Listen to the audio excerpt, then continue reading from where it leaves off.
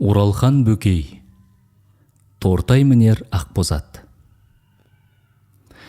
Біздің ауыл салық салғанның иығында отырған. Шілденің дәл ортасы болса да, бұл жерде қоңыр салқын, бұлтсыз күндері тамылжыған тамаша мезгіл басталушы еді. Не ыстық емес, не суық емес, жайлаудың жайма шуақ сәтінде төбеңнен көкпеңбек болып төңкеріліп тұрар аспанға қарағайдың бүршігін лақтырып ойнайсың. Қанша құласаң ауырсынбайтын, қанша аунасаң жапырылмайтын, күлтеленген күреңсе балапан табанымызға кілемдей жұмсақ тиюші еді-ау. Теңіз бетінен қаншама биік болғанмен, осы салық салғанның кез келген жерінен жерошақ қазсаң, көлкілдеген су шыға келетін.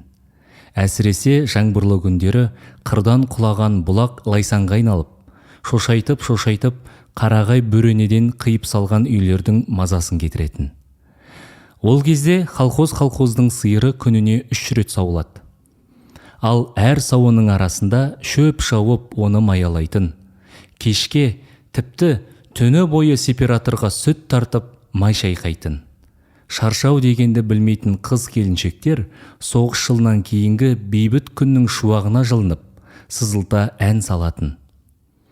Тау арасында жылтылдатып, от шағып, ән шырқағанда, лаулаған жалын бақсыдай тілін жалаңдатып, күй шертіп, тау тасты күңірентіп тұрғандай әдемі сезілуші еді-ау. Біздер балалар күні бойы өгіз үйретіп, бұзау жаямыз. 3 уақ сиыр сауамыз. Ымырт үйірле алты баққан құрған азаматтардың маңайында арпалысып, тиіп қашып олардай шулап ойнап жүргеніміз. Біздің ішімізде менен 2-3 жас үлкендігі бар Тортай атты бала болушы еді. Әке шешеден тым ерте айырылып, алыстан қосылар аталастарының есігінде жүретін. Қой аузынан шөп алмас жуас, құлағының сәл мүкістігі бар, бала боп көп ойнамайтын жасқаншақ еді. Бәрімізден гөрі ерекшелігі таңертеңнен кешке дейін бас алмай кітап оқи беретін. Қолына не тисе, соны талғамсыз оқитын Тортай, ортамыздағы білгішіміз, ауызымызды ашып тыңдар абызымыз сықылды. Тортай әсіресе мені жақсы көрді. Жаннан бір елі қалдырмайтын. Әкем ферма меңгерушісі, үйде ішім-жем мол, ит басына іркіт төгіліп жатушы еді. Шешемнің қолынан бір, жолынан 2 алып, әр күн сайын Тортайға таситынмын. Ол мені алдап, тамақ үшін дос болмайтын, қайта, мен аш жүргенім жоқ, әкеле берме деп ұрсатынды. Өз бейілімен көңіл қошы болмаса, ләм деп аузын ашпайтын, әрі құлағы қақас еститін болған соң, әңгімеге зауқы бола бермейтін. Тек менмен ғана оңаша сәттерде ағыл-тегіл әңгіме құрушы еді. Бір күні мен Тортайды көп іздеп әрең таптым.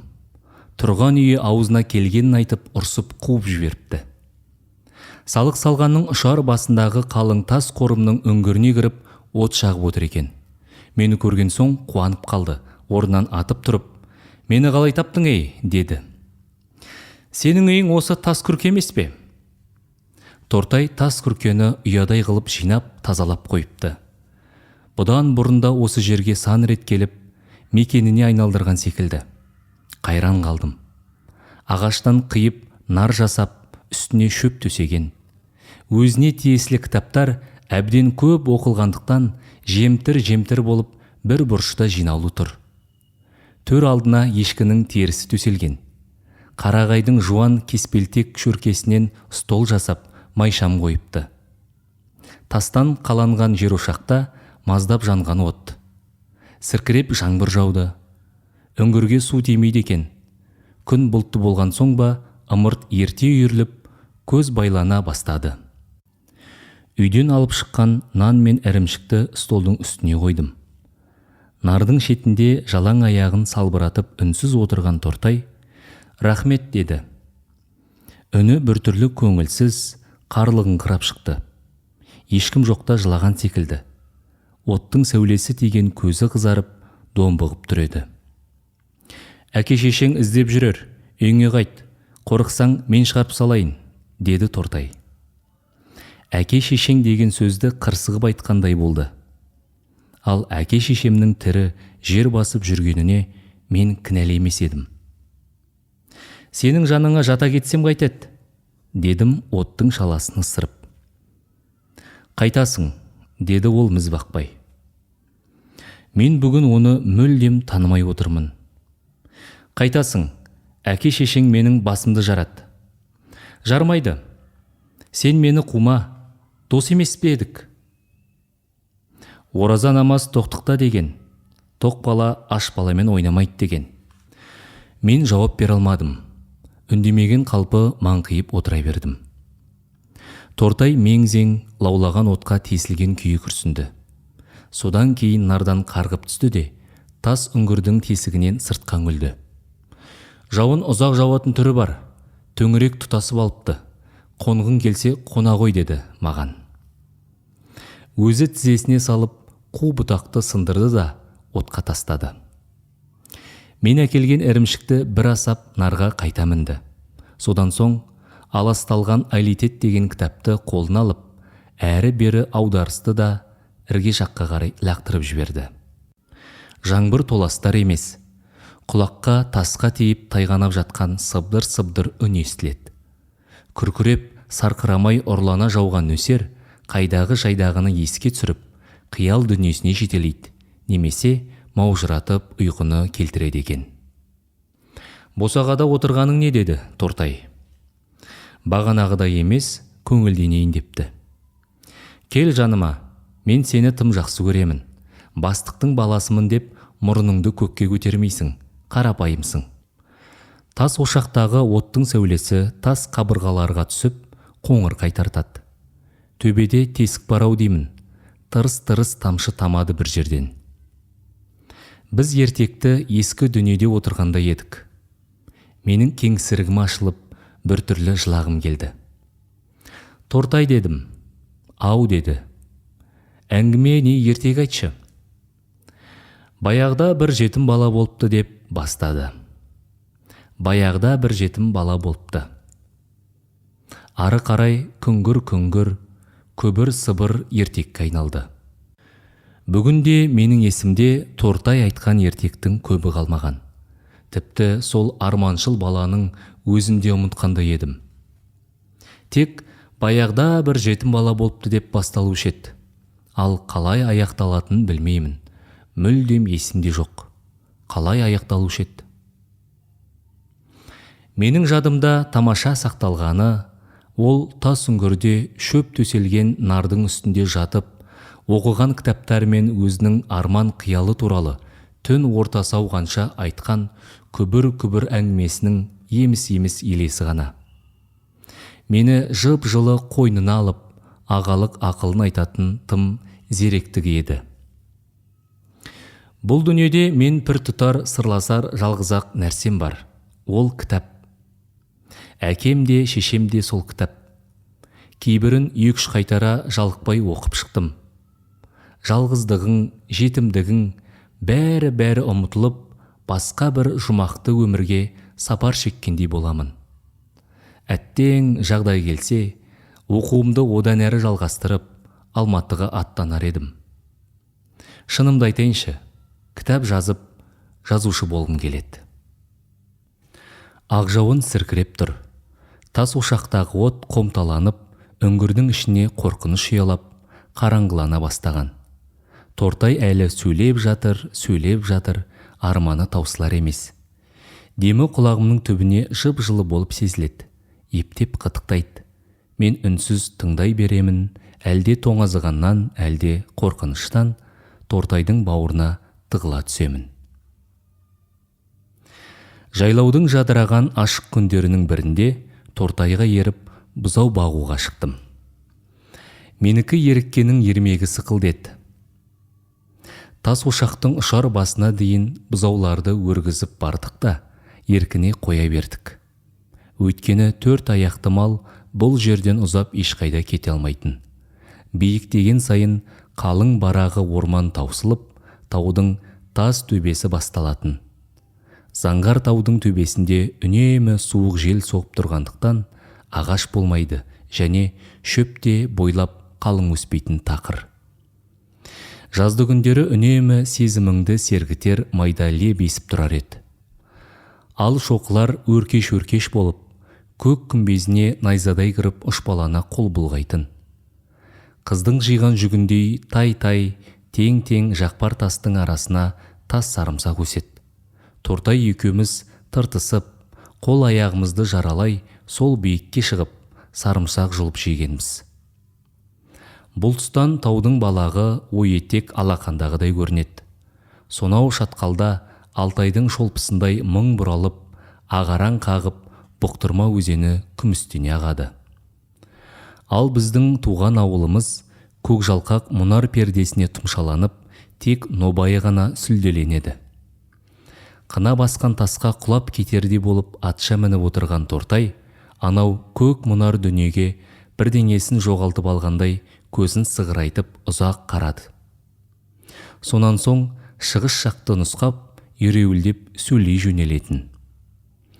Ей дейтін маған, танауы делдейіп. Егер осы тұрған жерімізден топ-тура шығысқа жаяу тартып кетсек, қайда барар едік, білемісің? Білмейсің. Монғолиядан бірақ шығар едік.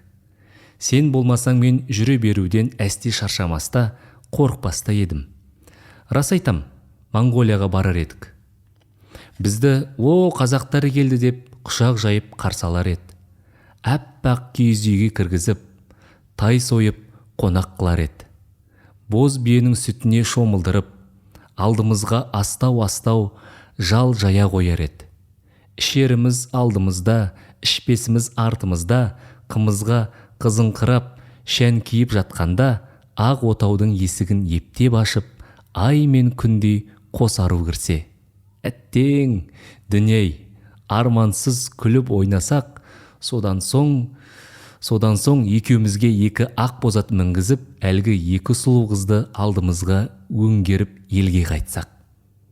Алдымыздан ферманың бүкіл сиыры, бұзауы, түйесі, барлық адамдары қақ жарылып, қарсалып, шулап, соңымыздан ерсе. Әттең, дүней, мұндай рахаттан кейін өліп-ақ кетсең, не арман? Тортай көзі жайнап астындағы жақпар тасты тебініп қалғанда, ар жағындағы шатқалға құлап кетеді екен деп зәре құтым қылмады. Ақбозат демекші түнде түсімде көк өгізім арғымақ болып, жер тарпып кісінеп тұр. О несі екен? Деп бұзауларымен бірге кәперсіз оттап жүрген өгізіне күнсап қарады. Тортай, сен түбі сол ақбозатқа мінесің, дедім мен шын көңіліммен. Қайдам, деді ол, тастан тасқа секіріп төменге түсіп бара жатып. Қайдан білейін? Әкем марқұмның тақымы Қотыртайға тимей кетіп еді. Қайдан білейін? Күз жақындап, фермадағы барлық бала жайлаудан ауылға оқуға аттанғанда, тау басында бұзау бағып, жападан жалғыз Тортай ғана қалған. Әрине, мен оны қимадым, қиналдым. Өзіммен бірге ала кететін шаманың жоқтығына жыным келді. Кетерімде ол маған ең сүйікті кітабын сыйлап тұрып айтты. Мен үшін де оқы, бәлкім мен міне алмаған ақбозатқа сен мінерсің. Сенің өз ақбозатың бар емес пе? Жоқ, менің маңдайыма көк өгіз жазылған. Онда мен өз ақбозатымды саған сыйға тартамын. Содан бері көп жылдар өтті. Мен Тортайды да, ақбозатты да әлдеқашан ұмытқанмын. Бір рет ауылға барғанымда азаматтар сөз қылып отыр екен. Тортай үйленбек болып, ішкері жақтан жуастау бір қызға сөйлеседі. Сонда қыз, жеке басыңды қорламаймын, мен көндім, бірақ жаман жақсы болса да әке-шешем бар. Солардың ықыласынсыз кете алмаймын. Өзің алдарынан өтіп қайт деген екен. Содан Тортай атына міне шауып, қыздың үйіне барады. Сәлем алысқан соң қалыңдықтың әкесі, кімнің баласысың шырақ деп жөн сұрағанда, құлағының мүкісі бар Тортай ұқпай қалып, малдан келдім ата деп қойып қалса керек. Шал, саңырауға қызымды бермеймін деп ит қосып қуып салыпты. Елге енді бір рет барғанымда естідім. Тортай үйленген, 2-3 баласы бар, қой бағады екен. Былтыр жазда демалыс алып ауылға тағы бардым. Әкемнің 4 бөлмелі бау-бақшалы үйінде еркін сайраңдап, тойып жеп, тасыраңдап жүрмін. Шешем бәйек болып, не ішесің, не жейсің құлыным дейді, зыр жүгіріп. Түске жақын жұп-жұмсақ диван үстінде шалқамнан түсіп, серейіп газет оқып жатыр едім. Алдыңғы бөлменің есігі әндетіп ашылды да, әлдегім кіргендей болды. Көрші қолаңның бірі шығар деп аса мән бере қойғаным жоқ. Әйтеуір шешеммен сөйлесіп отырды. Әңгіме күңгірлеп еміс-еміс естіле берген соң, есіме баяғы бір қоңыр үн түсіп, еріксіз құлағымды түрдім. Келген Тортай екен. Тәте, айып етпеңіз, әншейін Орашқа амандасайын деп өзімсініп келіп едім. Ол ұйықтап жатыр, деді шешем. Оятпай-ақ қоялық, төрге шық отыр. Жоқ, о не дегеніңіз, тәте, рахмет, маған осы босағада жетеді. Әншейін Ораш келді деген соң амандасайын деп, баяғда бала кезде бірге өстік, талай рет бұзау жайып едік. Енді міне, ел таныған азамат болды. Айып етпеңіз, мен қазір кетемін, тәте.